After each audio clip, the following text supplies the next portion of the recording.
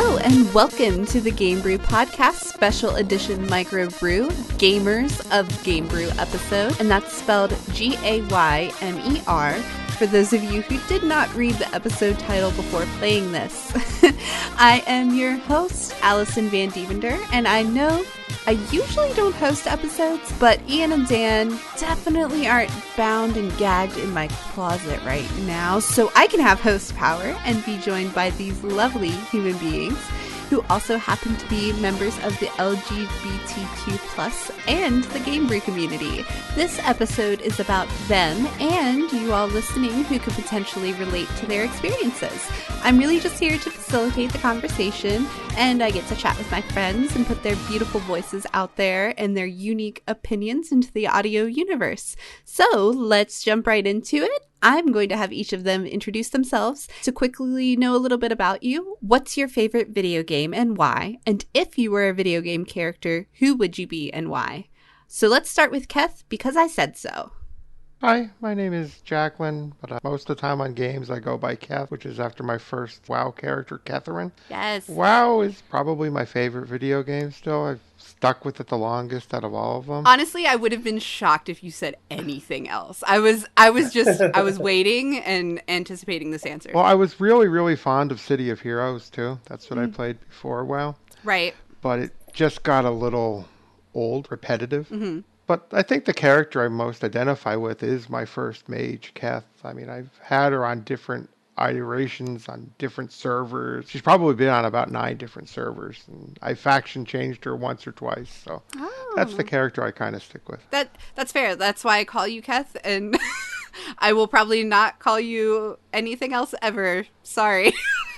It's actually like on all of the games I played, all the servers I played on, that name has never been taken. Really?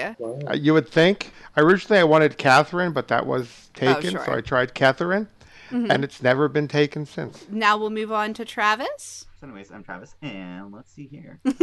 Favorite game is actually going to be oddly StarCraft. It's actually a game I play every year on New Year's. It's a tradition I've upheld for like 15 I love years. that. So I don't go out and I don't go do anything like that. I actually had to play StarCraft for New Year's. That's my party. And for favorite character is actually going to be Gordon Freeman from Half-Life. He's a badass. Interesting. So why that character? Mainly the memory of when I very first got that game. Okay. My mom was buying it, and the clerk tried to ID me for not being of age. And she's like, he's my son. He can play whatever he wants. And he was like, but she's like, I'm giving you the money. We're buying this game. And that right there locked it down, and I played that game, and I love that game. And so he became a favorite character just from that aspect of the memory that I have that's attached to it. That is fantastic, and I love it. Okay, Daniel, your go. Hi, I'm Daniel. Yes!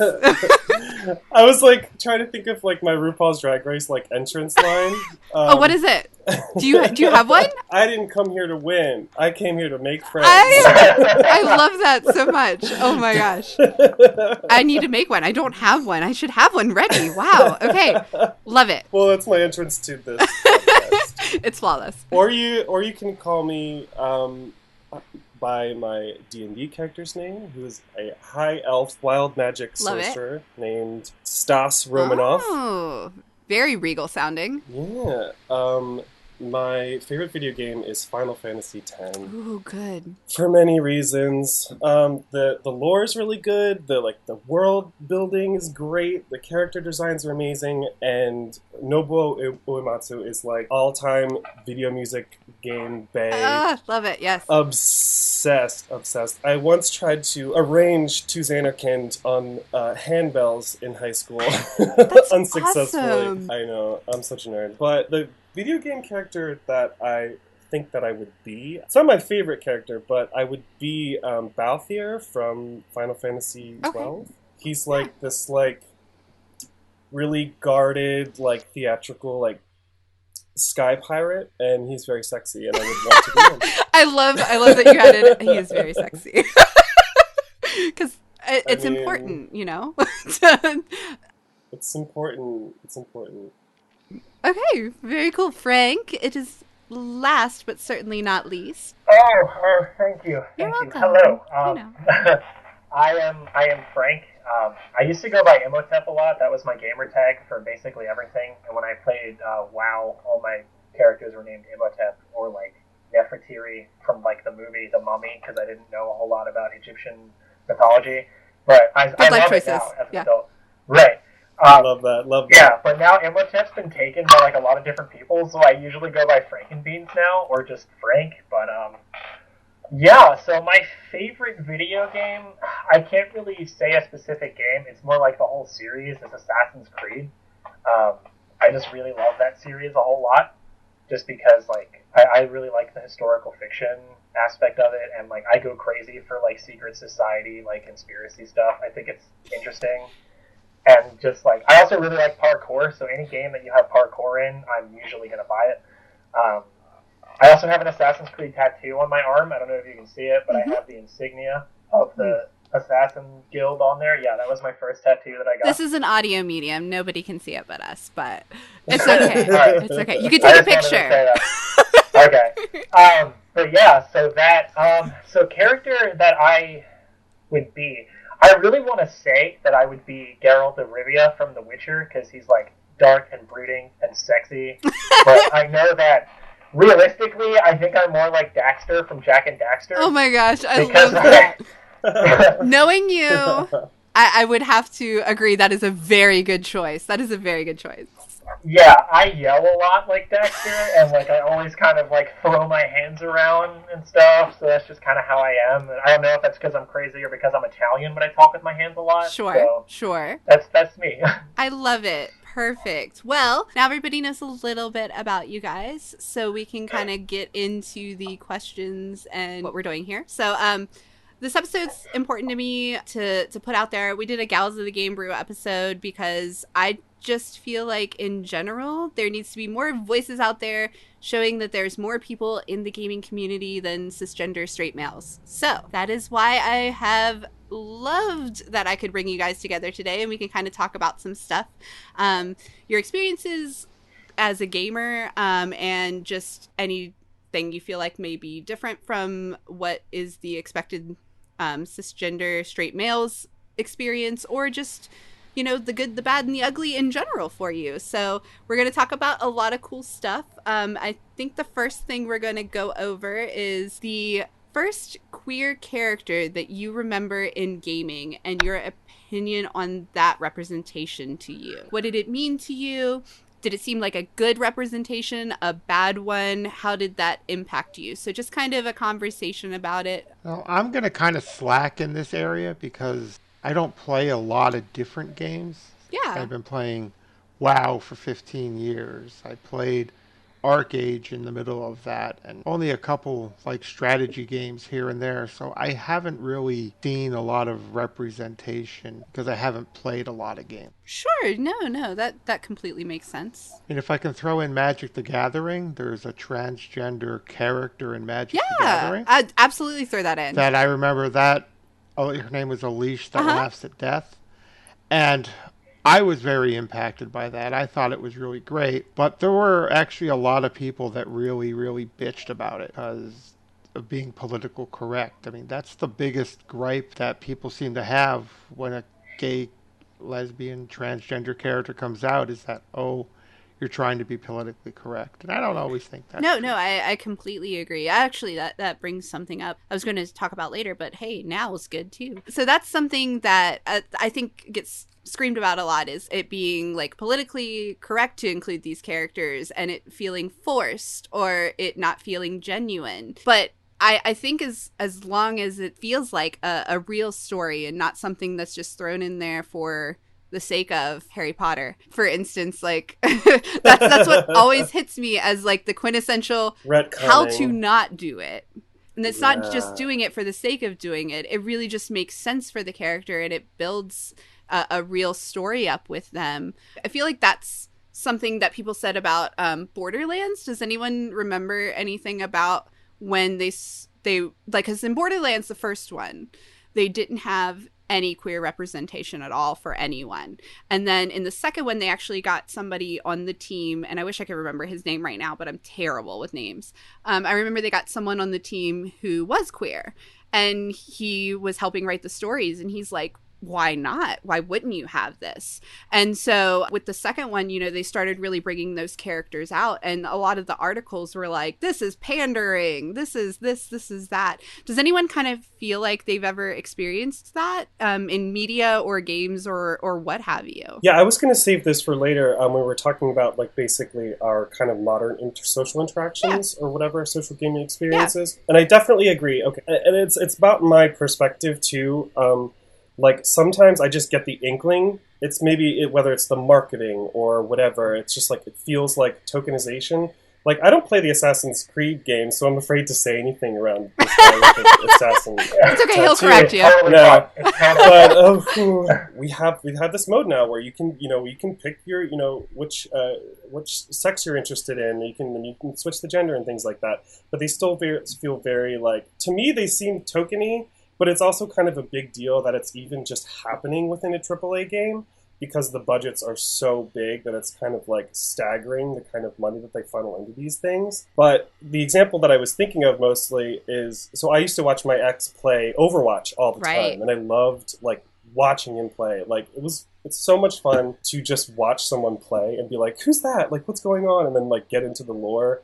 So I got into the lore and the cinematics and all the character backgrounds and the comic books and things like that. And I thought that was really cool that, they started introducing LGBT characters, especially Tracer. Right off the bat was basically like really early on in the lore building that they showed that she was spending Christmas with her girlfriend or something. And for the most part, it was like, okay, like the hetero male game, that most of their gaming base was like, okay, cool, because that's like not really threatening to their masculinity, let's say, or whatever. And then like, fast forward to like a year later, and Soldier 76 is revealed to, identify as gay, and it just like the internet explodes, and it's just like reviled and disgusted by this thing. And it was really kind of like shit, because there's different standards, especially for men and women, and the way that they identify as, or the gender that they identify as, and then on top of that, the sexuality that they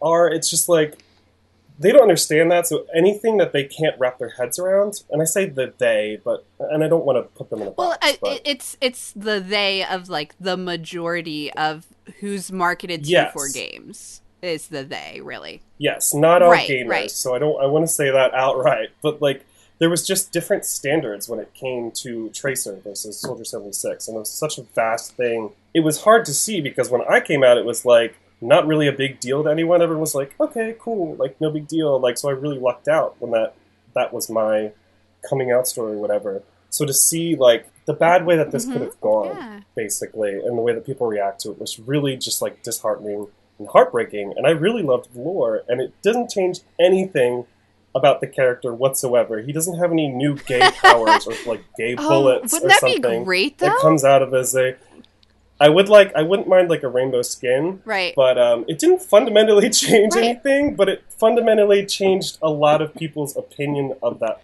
character, and that's what hurt the most. What I'll say is I remember that moment. So I was big into Overwatch for a while. I don't play it anymore, but I was playing when Tracer was put in the comic as gay, and I didn't even know that. Mm-hmm. And she's the cover character, so that was like a big deal. Like, right, they don't mention it in the game, right? Nope. It's just on this little side note. So that felt a little weird, because I only found out about it when the Soldier 76 moment happened. That's really funny.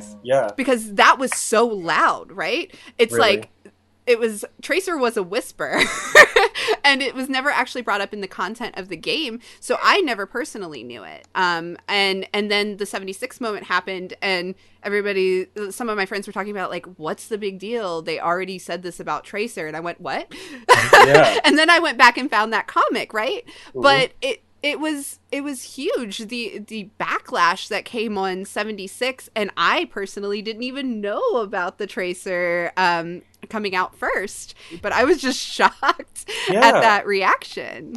I don't know if anybody else played Overwatch or kind of had any knowledge of that happening. Does anyone else remember it? Yeah, I remember that. I would be a feeder on Overwatch.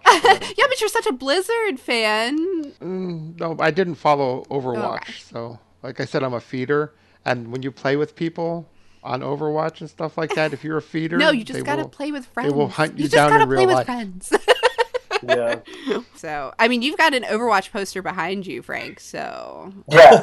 No, I was gonna say, so like I was really big into Overwatch. Like I got into the alpha, which I was super excited about when it came out. So yeah, no, Tracer was honestly my favorite character. Like she was my main whenever I played it. Like I didn't play anyone else. I mean, I had a brief stint with Hanzo just because I like archery, so I was like, yeah, I'll try it. But yeah, no, Tracer was always the character I went with.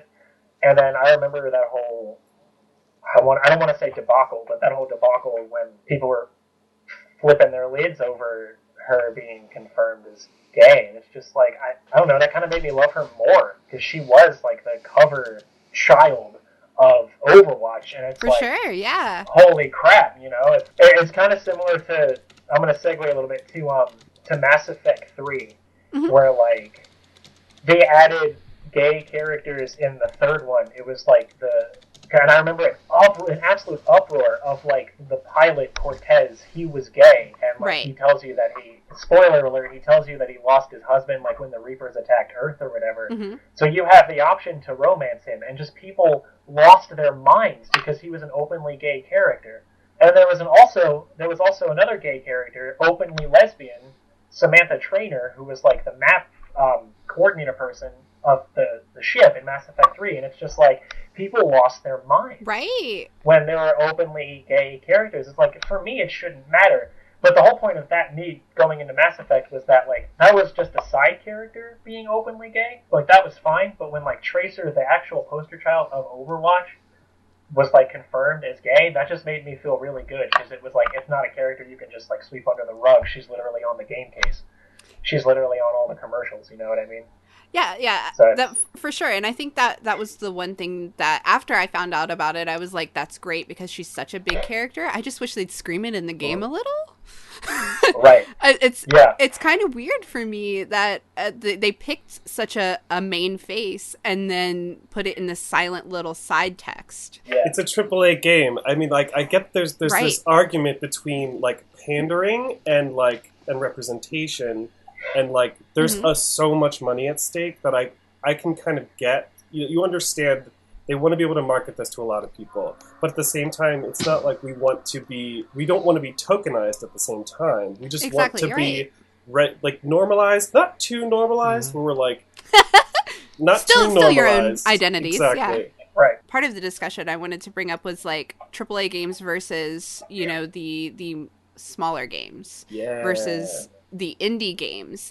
That's a big thing. I think AAA games are finally getting on board with more representation in a lot of ways, like people of color as main characters and everyone in the LGBTQ, and there's even some interesting things happening in movies. I wouldn't say games, with people with disabilities too. That's becoming more normalized. As far as AAA versus indie, do you guys feel like indie represents more, or do you have any real knowledge of indie games that have these characters, or AAA games that you can think of other than the ones we've already kind of gone over that have big impactful moments? I think that indie in general, like in all different genres and content, will be the headrunners in anything that's not mainstream. Yeah, 200%. You're right. Anything that's risque, or anything that's, you know, because you have the people that are like, going after, like, I'm going to take comics, going after Marvel and DC. Well, then you get the indie comics that'll put out the rougher, grittier. They'll take on these tactics because they'll get the people that feel ostracized by the other mediums. For sure, yeah. And plus, they're more willing to take the risk because they're actually doing it because they're not trying to become big. They're actually doing it because they actually care about what they're making and creating. That's it. And that's the main heart and soul of everything. Where the mainstream stuff actually is like, ooh, where can we get the best buck? Let's find that profit margin. We can go this far before we lose it all. And indie, they're willing to take the risk because they're not in it for the money. They're actually in it for the creation. Yeah, that's something, like, in general, I love my indie games for that reason. I love that you can tell, like, they're not penny pinching every moment and mystery boxing everything in life and trying to get money out of you just for the sake of money. Like there's real content and real story there. I think there's like a really interesting, I think the gap is closing between indie games and AAA games slowly but surely. I mean, if you look at the things that people make like in Dreams alone, like that's just like, you know, an out of the box like game engine sort of thing. Right. The things that these indie gamers are doing on their own are like astounding. And what you're capable of doing on your own versus what, you know, a huge team of hundreds and hundreds of game developers and testers and things, that gap is closing because technology is evolving.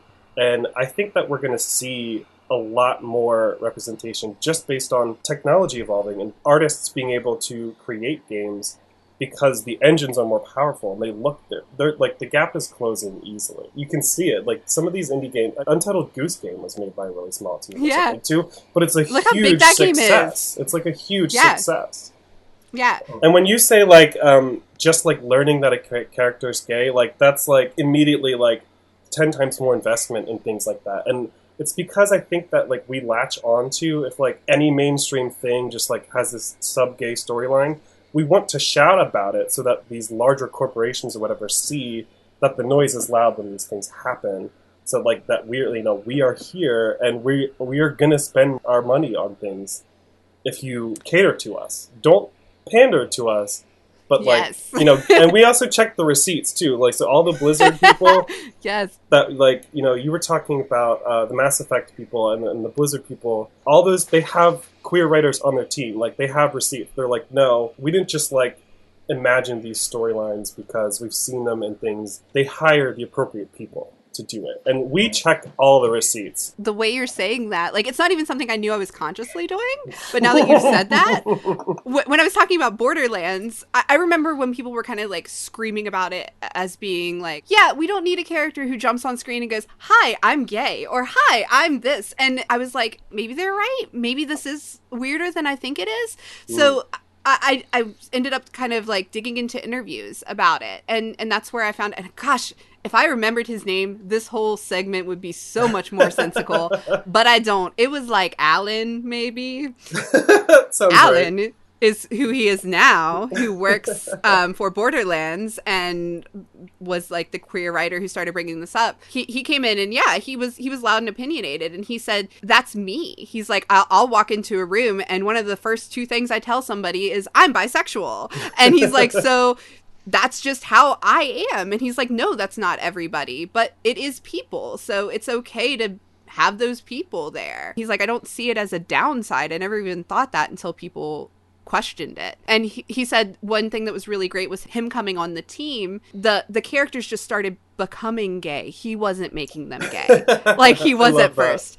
Where it was like, he was like, these characters need to be represented, so let's do it. And then it became the other writers who aren't any level of queer going, this character is going to be gay. And they just wrote it in. And that's really great. I think you need those people to come in and change things. And you're completely right with the gap between indie and AAA being smaller than it ever was. Gaming can't function the way it has, and indie developers are finding those little niche moments. And I think that's one of the reasons that AAA games are throwing these characters in there, is they're seeing the success in other games and other places that they're like, if we don't, we die in a lot of ways, you know?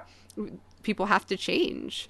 I'm interested to hear about what, Frank, what you think about these Assassin's Creed games and the LGBT like story choices.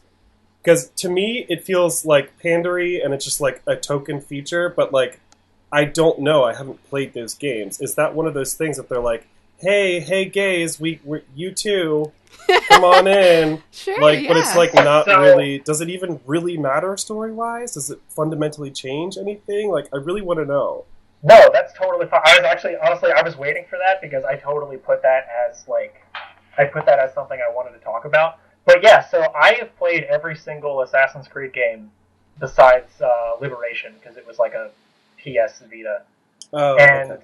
I'm kind of with you. As much as I love Assassin's Creed, it definitely at this point feels like pandering because the first game to really include like any kind of LGBT was Odyssey, which is the most recent one, the ancient Greek one. And that, like, would they be the first games that actually, like, AAA level games that, like, added this type of feature, like, before Mass Effect even? I don't know the history. Were they the first ones to do this? Mass Effect was before. Okay, alright. But yeah, no, it just, like, it was, so you could either play as the brother or the sister, Cassandra or Alexios. So I was immediately like, I'm gonna play as Cassandra, that's awesome. When I had the first option to romance a woman, I was like, whoa, that's cool.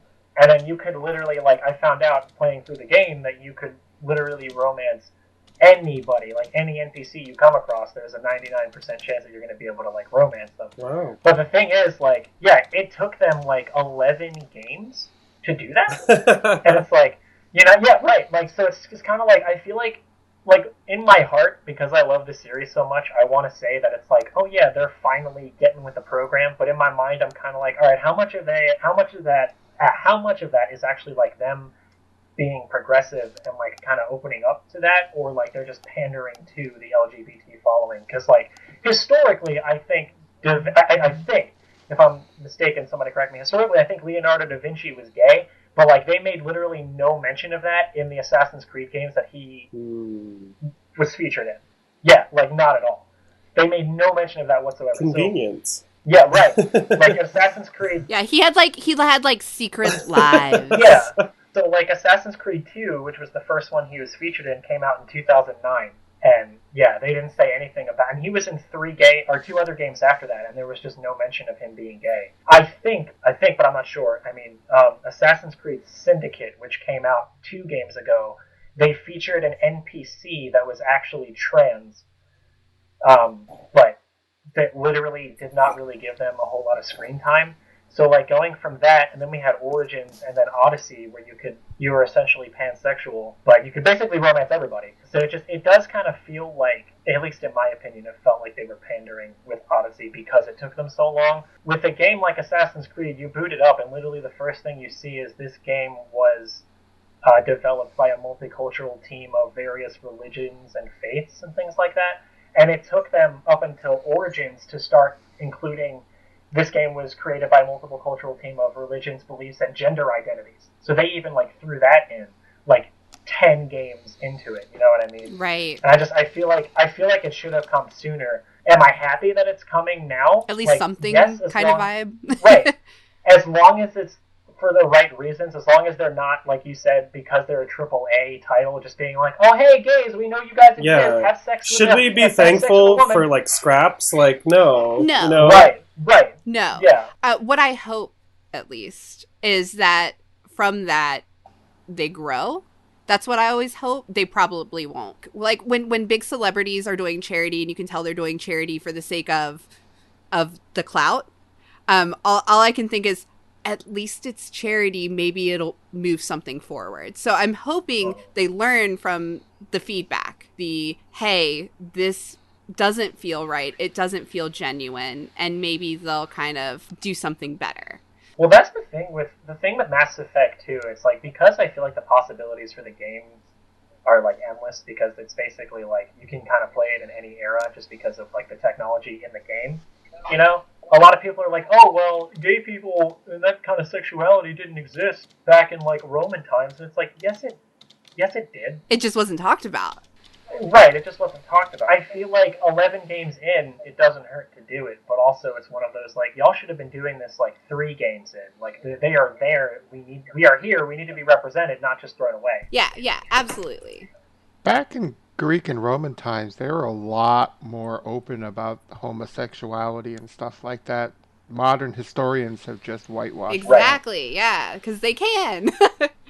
Yeah. So did you always consider yourself a gamer growing up? Or is this more a new thing for you? Is this more an adulthood kind of adventure you've had? Kind of a follow-up to that. Did you wish when you were younger, when you were discovering your identity or orientation, that there was more representation you could relate to? Or did you find some things that were impactful, positive, or negative? Did you just kind of wish there was more? Is it something you didn't really even pay attention to? Or is this more something you're realizing as an adult is a problem? I've always considered myself a gamer. I started with the Atari 2600 and never stopped playing games. And Me too. I play role-playing games, I play card games, I'll play any kind of game, really. And the representation thing, when I was younger, I never really thought about representation. It was always, this game gets me a chance to play the girl character. Yes. This game gives me a chance to play the girl Yeah. character. I didn't think about there being people like me in the game. Yeah. That wasn't what I thought about. Yeah, I'm going to add to that. That leads into when I wanted to talk about like who was the first queer character that I saw. And it's not even necessarily that she was queer. I was trying to dig back to like what were my influences basically. And the first queer character that I'm deeming queer canon is Melina from Mortal Kombat 2 for me. So it's very so when Keth talks about like playing the girl character, so there's just this like innate thing. You're like trying to pick your character and you're like, this bitch looks fierce, I'm playing her. So you just like do whatever. And it's just literally it's like almost just like visual at first, and then she's like start to learn what her moves are. Like, and obviously the character design is problematic, but who's it problematic for? It's like it's probably problematic for straight, cis men, right? Because it's over sexualizing this woman, and they could be like, oh, she's so hot or whatever. But for me, that's not how I view her. That's not what I took away from it. I was like, this bitch is fierce. Like, she's owning her body, and that's like an innate feeling, not something that I like realized. It's something that I'm like looking back on. And seeing, but like Melina is a fierce bitch. Like her fatality is she walks up to someone, kisses them, and their body explodes, and then she fiercely poses with fans. Like what? That is like so queer and camp. It's ridiculous. Like that's awesome. She completely gave me unrealistic expectations for what I could do, and the fact that I can't explode someone with a kiss and get rid of them out of my life is very unrealistic upsetting. Expectations for women. No, but and what you said, just to kind of like bounce off of that, I said it in a podcast a few episodes ago about how impactful Lara Croft was on me, and how the guys are all like, yeah, but she's problematic. She was over-sexualized. She was this unrealistic body type, blah, blah, blah. And I was like, no, like, for me, as a girl growing up, what she was a woman in a game as a main character I could play who was freaking raiding tombs like Indiana Jones when I don't have to play as Indiana Jones anymore. I could pretend I'm Lara Croft. It's really interesting. Like, I mean, they're responding to some of those criticisms, but at the same time, they're like, some people are like, no, keep these characters sexy or something, because there's nothing wrong with being sexy. It's about like changing the conversation about like owning it versus like, and it's the people who are involved with creating these things too. Yes. There's a difference between a character being sexy because they're empowered and being sexy to be the sexy character. Exactly. If that makes sense. Like, there's a definite difference. Perfect sense. And I 100% feel that. So Melina is queer canon to me. Like, just like... I support that 200%. I mean, there's nothing that says otherwise, and I stick to it. And I was also and Keth also made some great points about being like, I didn't really think about it. Like, that was a thing. So you're drawn to these characters or these games or these, these genres or whatever, because something draws you to them that you identify with. And it's not necessarily because you understand yourself yet. It definitely helped inform who I am as a person today. Like, there's a ton of media. Yeah, for sure, and, I agree. Like, obviously problematic character designs and, gay panic jokes that were all over media. And you just adapt to it. And, like, that's what we've been doing this whole time is you just adapt to it. And you think that this is the normal until you find yourself, whatever, you feel more strongly be able to talk about it or come out and do all these things. So I don't necessarily think that I got like negatively impacted by growing up as a gamer, but I found ways or found things in games that allowed me to identify, and I celebrated those things with friends, like those weird things. So it was a particularly good thing for me. Yeah, for sure. Does anybody else have characters they feel like that kind of resonated with them and they didn't even know why until later? Before you mentioned Lara Croft, I was like, oh, Lara Croft. But like that was just one of the things that always stood out to me because I was like, oh, Lara Croft. Always enjoyed playing Tomb Raider, and it was a fun game. And she always did kind of like stick out, oddly for me. I didn't resonate or anything of that nature, but because you mentioned her, I just actually want to throw a tad back saying that was the first name in the gaming for characters that she's a boss. Yeah, hell yeah, for sure. Yeah, there's just something about. Yeah, she's just fantastic. I love everything about her. I don't know. Like, I love what they've done with her now. She's very different from what she used to be. But even when she was, like, this kind of one-dimensional, like, very basic, non-existent character, I was implanting, like, these things on her just because she was such a boss bitch. I think we like to write our own narratives about characters, too. It's like, it's true. Canon. Like you said. You made your own canon for Mortal Kombat, and I'm 200% in. Like, well, does character customization matter to you, and do you ever find yourself gravitating towards certain character types, like we were discussing there with gravitating towards female character types because of personal reasons? Customization, like appearance-wise and stuff, is very important for me. Like, I get frustrated with WoW sometimes. Yeah, me too. Because while there's some customization, there's not a lot. I just want more. One thing I loved about City of Heroes is you could do just about anything. You can make any kind of character. You can make anything you wanted.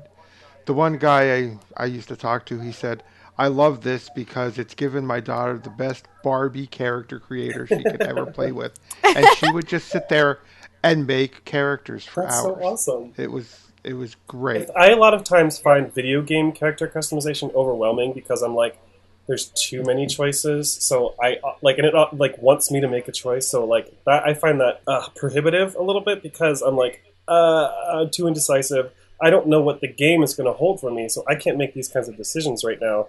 But like, there's like Animal Crossing where I can just like put a flower in my hair and run around like for the day. Like that's fine. I like that level of customization. When it's like full, like what's that big one? It's, Elder Scrolls. What's the Skyrim? I will spend 2 hours and then just like erase it because I'm like, no, I'm not happy, and just start over. Like it's like insane. But like D&D allows me to come up with the person I want to be first, and then I can make decisions on the fly in the game, which is way more comfortable to me than like deciding what I look like first. And I'm like, I want my character to be hot, and like sometimes the game technology isn't there. Skyrim's especially, when you can like push the eyebrows in and out and like the chin in and out. I'm like, where is the good medium where this actually looks like an attractive person? Like I never quite get there. Never quite get there. Yeah, the Da Vinci Imperfect Dean Winchester face. Yeah. Luckily, I don't have that issue because I don't have the attention span. I'd be like, I'm like a squirrel. See? I'd be like, I love that. I wish I was like that. That's perfect. I need that mentality with this stuff. No, it's OCD and it's bad. It's like, you're like, God, I really want to, but I can't. And you just walk away and you come back and like, random squiggles, and you're like, that's perfect. Whatever. Oh, see, I wish. I wish I had that mentality. Girl character, guy character. Girl character smaller means harder to hit. Let's go that way. Yeah. I love that. I'm like, Hey guys, it's Allison, just interrupting for a moment to say thanks for listening to the Gamebrew podcast. If you enjoy listening to us babble, like and subscribe to keep up on our episodes with your favorite podcasting app and on our social media. You know the usuals: Facebook, Instagram, Twitter, what have you. We'd love to chat with you and build our gaming community in this social wasteland of a time. So come hang out with us, not so cool kids like me, in our Discord at bit.ly/discobrew, and give us topic submissions there or at thegamebrew@gmail.com. This episode actually came from a request like that from Daniel, who's actually on this episode. All right, so I'll shut up and get you back to your episode now. Enjoy! Speaking of character creation, CD Projekt Red did something really interesting in Cyberpunk 2077 by removing gender options entirely to allow you to mix and match all your features and body types so you can create gender-wise whatever kind of character you want, which is a really positive move forward. But there were also definitely some controversies and backward steps on some of their choices. Does anyone know anything about this? I don't know a lot about it. I'm excited for the game.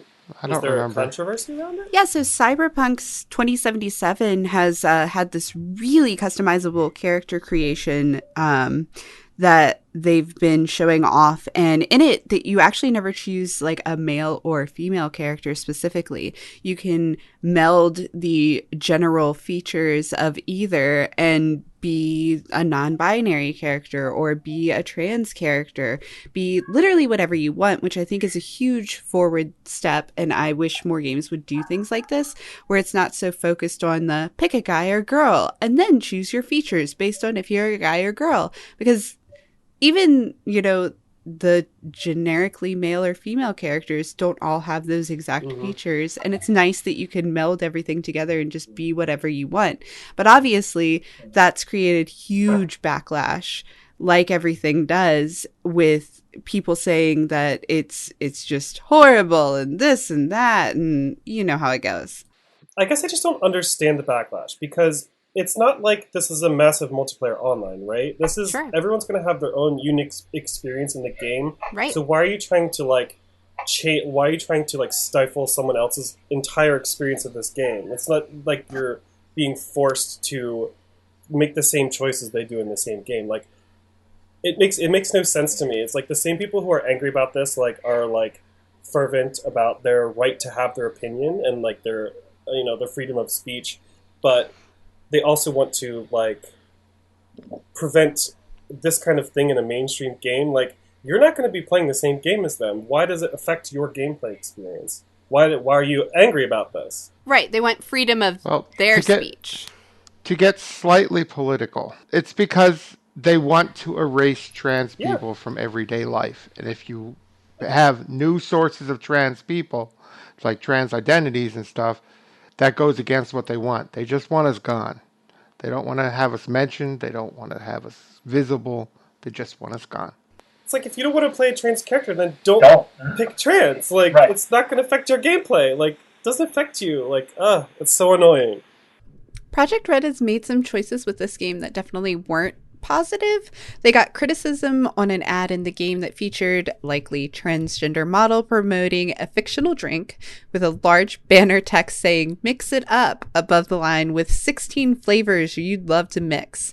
The image was widely criticized as reeking of fetishism and transphobic for treating the model in the ad as clearly meant to be weird, shocking, and fundamentally sexy. Not really anything else. And the artist for the ad in the game said they were making a comment on corporate advertisement choices to make the models kind of things versus normal human beings. For such a big game to have this reach, trying to be unique and inclusive with their characters, it feels like a really poor choice to decide to be edgy at the expense of the trans people they're toting in this game and, have out in the forefront, whatever their justification is. Plus, this isn't the first issue around inclusivity CD Projekt Red has had recently. About a year ago, the studio tweeted what they considered a joke about assuming gender and then apologized to all those offended. Then a few months after, tastelessly used the hashtag won't be erased to promote its storefront for some reason when it was trending, when that was actually because the administration had planned to roll back trans federal rights. And they just had no idea. So they said they apologized after the fact, that it wasn't something that was tasteful to be a joke. But do things like social media choices or lack of inclusivity in a game change your decision on if you will play it or not? I personally do. Would you overlook it if this was the game you were waiting for and they made this choice? That, I guess, is kind of my question for all of you. Like I said about Backbone, I'd back out not buy it because you already changed your mind about different things, so what you're providing as game and future content, where you're going to change, because you already changed your mind about something that you were so adamant about to do. So if you're willing to do that, you're not going to give me the updates I need. Yeah. You're not actually going to provide any support, because you're in it for the buck. Sure. You're in it for the money. So no, I won't buy it. I'll step back and say, you know what? You don't deserve my money, because you yourself can't even honor your own word of conduct. I wish I was more like that, I feel like. But if this was the game, okay, let's say this was WoW 2. It would be hard for me it would take a lot. I will say I uninstalled all my Blizzard games back when Blizzard was stupid about the Chinese protesting and things like that. Oh, yeah. When they took the stance, I had to keep StarCraft. Yeah, when they took the stance they did, I did uninstall my Blizzard games and said I would never play them again. But I did then log into Overwatch a couple weeks ago because the guys wanted to play it. And so then I was like, is this going back on my thing, or is it because I already bought it? I was having a real hard time with myself on it. So yeah, I think all opinions are valid here. I'm just kind of curious where you guys feel like your head's at with that. I wish I was more like Travis, though. Allison, I'm more like you, because like I want to sit here and say it'll definitely impact what I buy, but if the next Assassin's Creed came out and they pulled the same thing, I would buy it just because it's Assassin's Creed. So I could sit here and be like, oh yeah, I would totally not buy it, but because I'm such a fanboy, I probably still buy it. Yeah. Which sucks, because I know that's kind of like going against my principle, just because it's the principle of the thing. Oh, God, yeah. I wish I was more like... I'm a stubborn person. I walk 20 miles for a point. If it was a game I was waiting for, I would probably buy it. Yeah. Because in the hopes, that they would, in the next iteration, whatever they're doing, if they tried it again... They would learn. That the times would have changed a little and it would have happened. I would give them props for trying it in the first place, because the way the world works and the way businesses work, if they don't make any money, you're not going to get anything. It's fair. Yeah, and that's kind of like the same thing we were talking about before, where it's like you just hope they grow from it. You hope they learn something from it. And yeah, they tried it, they did it wrong, but maybe they'll listen to the feedback and do it right next time, hopefully. Now they'll know that they can actually go back and people will still support them, where the next company would actually jump in and be like, you gotta stick to your guns. Let's do it. We don't want to feel like them, because when you change your ideas, you lose out. But now they know if we change our mind, you'll still support us. Thank you. I mean, I was going to say, did I still buy Star Wars Battlefront 2? Yes. I love the IP, and that's what it comes down to mostly for me. A lot of times, the interest of the game is going to outweigh things like that, unfortunately. Or maybe fortunately, I don't know. But there's a lot of factors, and games get bad raps. AAA gaming companies get bad raps. I mean, let's not even dive into the unfair wages and not being able to unionize and all those things. But are we still buying their games still? Yeah, of course, because they have awesome IP, and every once in a while they come out with truly astounding, amazing games that change the face of gaming altogether. When those things come out and you want to stand on a moral high ground and not be part of it, you're missing out on an amazing experience, and also an experience with your friends who are playing those games. So it's really a push and pull between these two things that's I don't know. But if it's something that's really bad, obviously if some game came out that was extremely homophobic, I'm not going to buy that game. That's... Well, sure, yeah. There's an extreme too where it's if the message is actually terribly bad, absolutely, yes, I'm not going to support that game. But I'm also going to support indie games that are just gay, just because it's gay shopping simulator. Just because it's gay in it, I'm buy it. I don't fucking know. It could just be a race. You don't know how many visual novels I have where I'm just because you gave the option, absolutely. I'm in on this. It's on sale in the Steam store. Sure, right? It's just a race skin of an existing game half the time, and it's fuck yeah, I'm still in. I want to show Steam. Take my money, please make more artistic work. Yes, it really comes down to that sometimes. Truly. I definitely agree with that, for sure. Okay, so I guess the last thing we can really discuss in this is about the social gaming experience. And if you feel like you've been impacted due to being a member of the LGBTQ community, better or worse, have you found people that are supportive and you can connect to, or do you feel like you're isolated more in the social gaming because of that? And kind of discuss the toxic language, because I think that goes hand in hand with social gaming and your experiences there. I haven't had a ton of social gaming experiences in my time as someone who is out and proud as an adult, because I came out 2 years ago. So a lot of my social game experience comes from when I was a kid. All of the online games I would play were me and my friends would, we would win the game of like Halo 3 online, and then of course we would call the other team, queers or like the F word, right? The 3-letter F word, not the 4-letter F word. And it's just like, Yeah. because like, I don't know, I feel like my mindset as a kid, because like my upbringing was not very LGBT friendly, which that's a whole different podcast, but Yeah. like, I don't know, I never, like looking back on it now as a 25-year-old like bisexual man, I realized that I had such toxic behavior, and I was like I don't want to say involved, but I was just around so much toxic behavior in social experiences with games and stuff like that, because it wasn't even just like games like Halo. Like when I played WoW for a while, like there was a guild that apparently was notorious for being super homophobic, like on the server or something, and it was just like, what? Like I don't know, it was just a lot of things that I was just kind of foreign to, and like coming from a point in life when I didn't understand sexuality, and I just didn't really know what all those words meant that I was saying when I called somebody like, oh, you effing F, I just killed you and your entire team. Like I didn't realize at the time it was super toxic. And Sure, like as yeah. an adult, I wish I could just go back in time and just be like, 1, play better games, 2, be a better person. I don't know. Nowadays though, it's just kind of like I try not to play online games with voice chat too much as an adult, because there are still jerks and people that throw those words around, and it just like, I don't know, I just kind of try to avoid. Like I've been playing Animal Crossing for like the past 2 weeks, and it's just like there's barely any social interaction with Animal Crossing, and I love it. So it's. I generally had pretty good experiences. I'd kind of like when I join like a new guild or a new group, I do kind of sit in the background. I don't jump into the first day and say, "Hey, I'm transgender."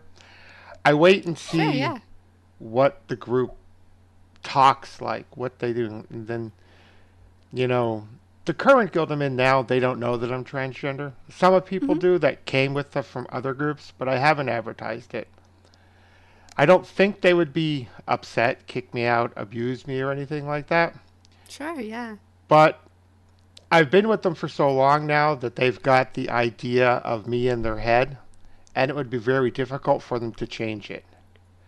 And that would bother me more than just not telling them and letting them go on about their business. That totally makes sense. I remember when I found, like, obviously I was playing games with you for a while, and I thought it was so cool to know your own person that well, because I don't know my own person that well when I found out about that with you. Like, I actually know 2 trans men and 3 trans women that I play with on semi-regular basis as WoW now. Did you find them through gaming? Awesome. On my retail guild, there was someone that was like, I wasn't sure, because they always called him.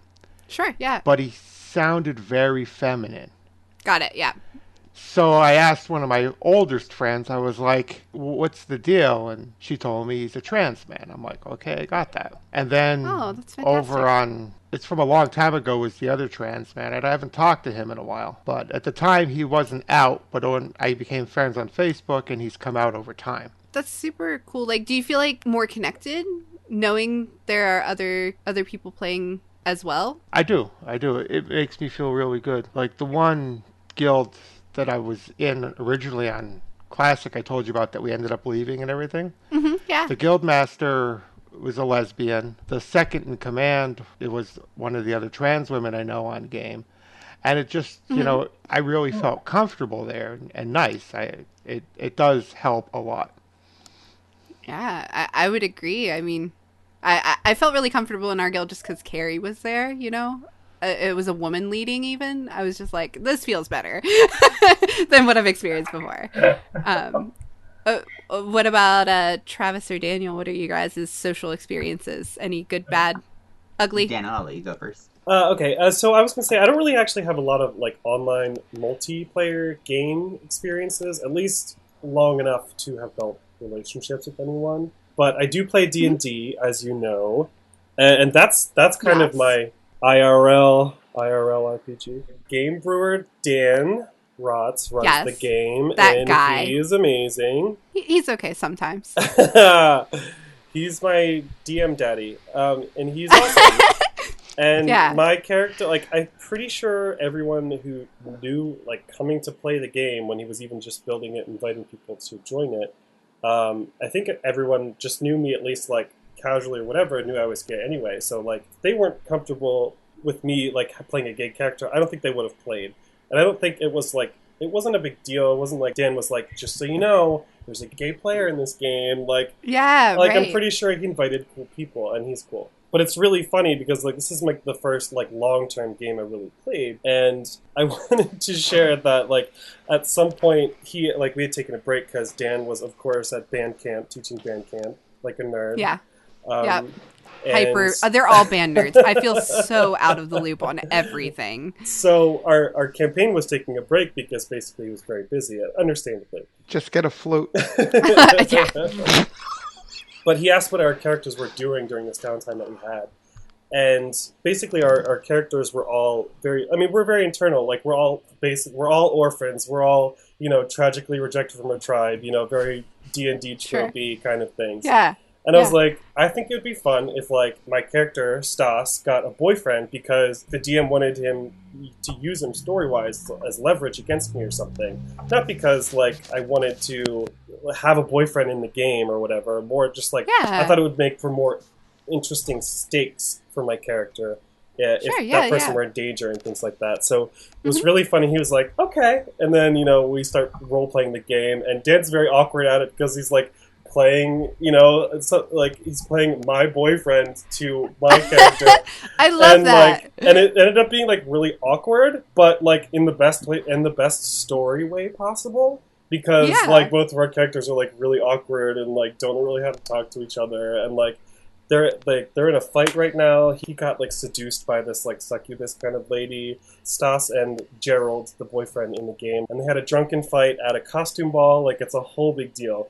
But I love everything about this. The fact that like Dan is willing to play along with this, and no one's like weirded out or like I'm out, and it's just like a regular thing. It's not even like the focus of like a major story focus, but he's willing to just play with me in that space. And I think that's like the really important thing about gaming is that you find groups of communities that you're like willing to have these like just like fun things where it's not bury all your gays or like tragic stories. It's just like it can be normal and just not a big deal and just a fact about a character or person. And that's where I think a lot of like misrepresentation of gay people in gaming goes wrong, is that it's like it can just be like a fact about the person. Like, it doesn't have to be their whole like the crux of the character or anything. Yeah. You know what I mean? Yeah. So I feel very lucky in that way. I think that's a big thing for me with gaming, and I think that's different from a lot of people who don't play a lot of social games. Gaming should be a safe space for me, and the community I surround myself with in a game should be my safe space. And that's why I loved WoW so much. I mean, that's where I met Keth. We did have a really great team. Yeah, we had some lemons. We had some baddies, and most of them got kicked out or left of their own accord when I broke up with them or things like that. Ooh. The thing is, like, I will gravitate more and play a game more if I feel comfortable with the people I'm playing with. And that's one of the big things about the Gamebrew with me and why I push our community so much. And I try to get lots of voices in there because I think it's important to exist with a bunch of different kind of people together and it all be normal. I think it should all just be like a normal day. It shouldn't be... Yeah. I have to say, sometimes you have, like, most often the most dissenting opinion in the group, and I'm like, oh, okay, like, truly. Sometimes, well, I once posted a question that was like, what game would you devolve or something? And you were like, yes, I actually hate this question. And I was like, oh shit, she came. But I love you, for the record. I love your question. I'm glad that you were just like, I actually hate this idea. I'm just going to state that outright. And I was like, oh damn, like she's like a really, really good voice to have in the group chemistry.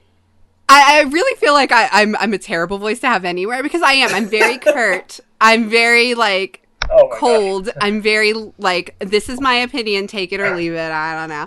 And I feel like it comes across wrong. So I'm glad that didn't come across wrong because I was like, dissenting. I think it's an important. You need to keep them in line. You need to keep them on their toes. Please, it's such a full-time job. I don't have time for that. Just the fact that you don't like beer. I know. I don't like beer and I'm still here. They haven't gotten rid of me. I don't know what's happening. Don't tell them. Okay, Travis, what about you? I'm Chris Johnson. So we support that here.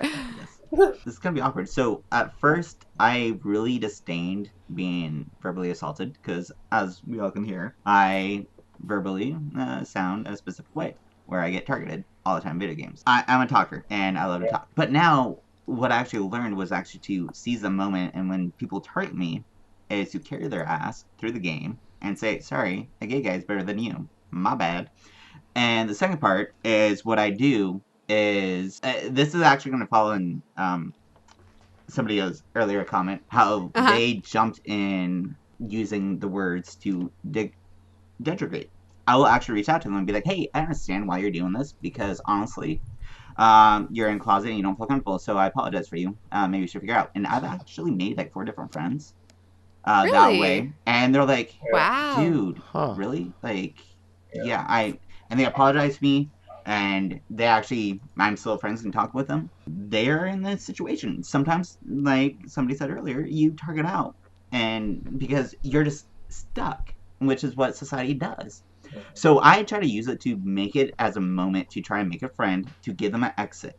I will not fight back. I will carry them, and I will actually try to be a friend and try to bring them in to help them out. Every once in a while, I get a bad apple.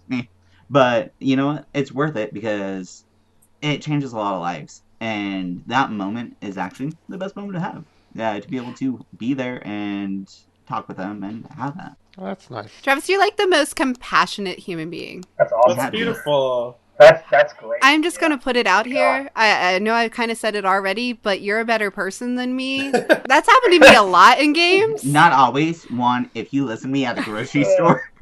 Okay, that's fair. And that's fair. at the dentist Work office, is different what from... I do. Yeah. Like, I'm not fully compassionate. I'm an asshole. I will put that out there. I have no problem. Everybody, I'm an asshole. But I will actually reach out for the times I know why people are doing stuff. But if I don't know, I'll be a dick back. I've had so many people like the same way where they target my voice immediately and they're like, "Oh, there's a girl playing Call of Duty," and I'm like, "Yeah, all right, there is." You'd probably be like, "Yeah, let me carry your fucking ass because maybe you." Well, right, and then too. Literally just like go at their throat very concisely and then beat the shit out of them, and then at the end go, "Guess you were beat by a girl. If you want to decide that you're not going to ever do this again to another girl, you might want to think about it," and just like shove it back in their face and then leave. Exactly. And then like block them. Like that's what I do. Like I have like 4,000 hours on CS:GO, and I'll do it, and then I'll actually just pause and be quiet for a bit and carry the team, and then the guy who targeted me, and I will be like, "Hey guys, maybe we should kick this guy." And they're like, "Wait, hold up." And then I was like, and I'll dip out and leave the game multiple times until they start losing. And they're like, "Kick him, get rid of him, get rid of him." And that is my goal.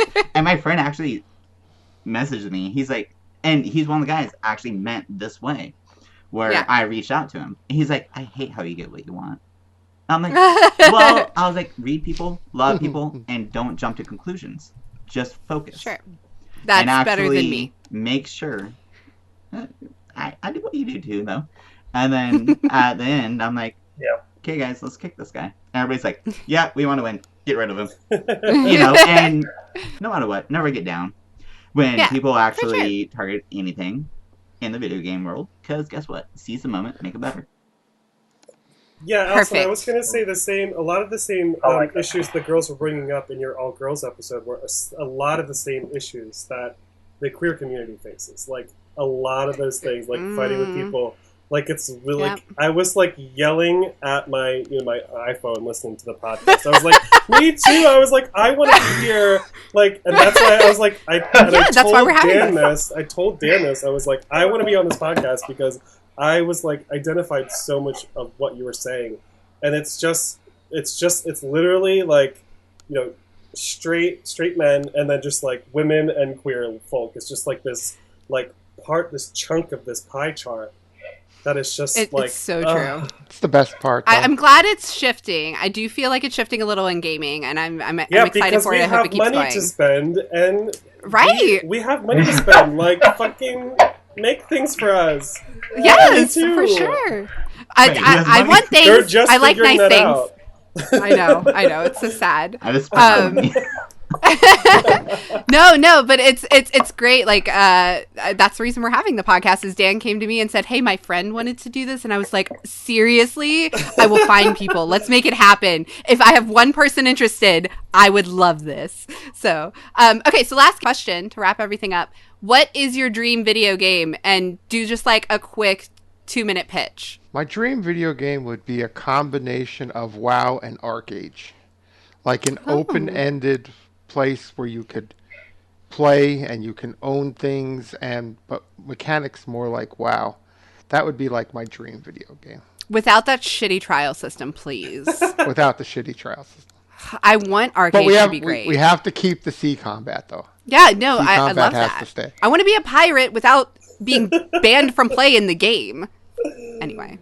I'm amazed at how many people like are obsessed with sea combat. Like, it's never something I've been interested in, but like, there's this whole gaming subgroup that's just so like fun. Sea combat. Well, it was just really good because you had one person driving the ship, you had people manning the cannons, and then you had people that would jump across to the other ships and attack. So it was an entire like PvP situation where you were it was just the best PvP combat I've ever played. So in all honesty, my dream game has been in production many times and canceled many times. Is a Stargate game. I've always wanted to play that, but whenever it goes in production, it gets canceled every single time because every time politics or money grabbing and stuff like that. And that is a game that I really want to be completed because you know what? I have no problem. I want to play next to Tilk. I want to actually be able to enjoy the game. It'd be a beautiful first-person shooter. Beautiful. Are you talking like an MMO, or are you talking about like a single storyline? Either or. I'm down for anything. Which would you prefer? I want to know what you would dream prefer. game. I would prefer is a first-person shooter for it. Like, that's truly what I would prefer. I know that MMO is basically what they've been trying to do, but I can't give that much commitment to a game. But, because I'm an FPS guy. Like, CSGO, I have 4,000 hours on it. Yeah, it'd be a first-person shooter of a Stargate game. Like, with the original... Shut up and take my money. Yeah. What I will say is the fact that they haven't released a shitty one, at least, is saying something. Yeah. Like, they haven't Titanic, the movie, and made a game, and that was... like the worst. I know that was way old. That's no. Nintendo Did you play reference. Titanic Journey Through Time though? It was amazing. Yes. Terrible. Yeah, like it's the so bad it's good. It's good. I love that game. But I also like terrible movies, so like it was good in that way. But yeah, at least they didn't just money grab. I guess with a name, we can give them that credit. I don't ever feel like they tried to money grab when they did it. It was always one studio fighting with the next studio. And this is the worst part. Everybody who worked on the project, nothing got to be seen by day by light. Yeah, I hate that. At least show something. All those people actually poured everything into it. And it wasn't anything about it being money grab or anything like that. It was one studio fighting with the next studio. Do you remember Defiance got a game? Defiance got a game. Yeah. Sci-fi. That was 1 or 2 seasons out, and they had an MMO out in like a fucking hot minute. Yep. And they didn't make one for Stargate. That is, That's because it was a money grab.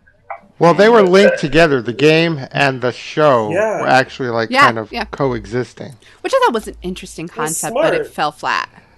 I wanted to play that game, and then Carrie said, I got it, it sucks. Yeah, it was sad. So I didn't play it. I mean, Stargate, the IP is so huge. It's incredible that, like, Defiance got a game. Yeah. And, like, oh my God. Because it was credit. It's basically what people want. They want credit. They want recognition. Is mainly what they wanted. They're like, because they gave it. All the work like, they did. Do it. They're like, it's always sad. This is bigger than we thought it was.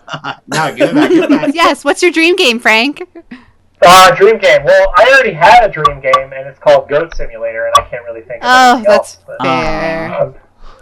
I'm kidding. No, I like Goat Simulator, but I think my dream game would be like storyline of like something similar to Last of Us, but like with mechanics of Dying Light, like a parkour post-apocalyptic like zombie game. I like Dying Light, but I kind of want more of a stealth factor to it. Okay, like Metal Gear Solid meets Dying Light. You hide in a cardboard box. Is that the level of stealth you want? No, I want a game like if they could make The Last of Us 2 and have it like the option to play first person like parkour, I'd be all about it. That sounds fun. I like that. I dig that. Yeah. Okay. All right. The final. No pressure, but it needs to be the best game that's ever existed. Oh, God. You're wrapping it up. No. Oh, shit. Okay. No pressure. Okay, so Goat have you Simulator ever seen those memes that are like, if you did this as a kid, you're gay now? Uh-huh. So, well, the most recent one that I saw... I'm interested. You have my attention on where this is going.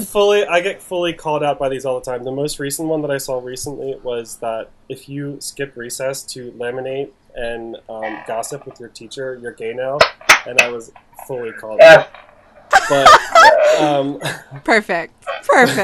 Yes. But there was also one that was like, if you liked Greek mythology as a child, you're gay now. And I was like, that is me. That is me. Me too. Fully me. Yeah. So what I would want in a game, so it's a beautiful MMORPG that is, it's like D&D rules, but like fully realized in like a game mechanics. But it's all the world and lore mythology is converted to Greek and Roman mythology.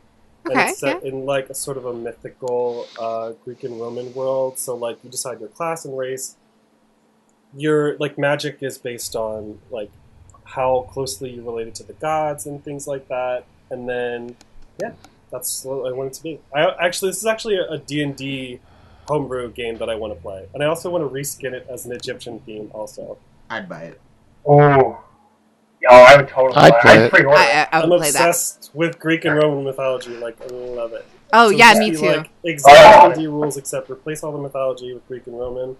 Yeah. Maybe modernize it and fuck it up a little bit. Yeah. One, do it before Well, it's this also, podcast like- goes out. Queerness was also like not even a thing back then too. So like It was that's just- also one of the things that I like really would love about that era. Yeah, all the things that came about from Zeus. That's kind of scary. Maybe a little less rape, maybe a little bit less institutionalized pedophilia, but Pretending to be a Yeah. duck and sleeping with a woman. Well, it was mostly the bestiality that Yeah. I was talking Yeah. about. There's lots of things in there. yeah, maybe a we little maybe. less of that. Okay, fantastic. Well, if that is it, then we will just sign off, and we sign off by saying goodnight, everybody. So, Good night. good night, Good night, everybody. everybody.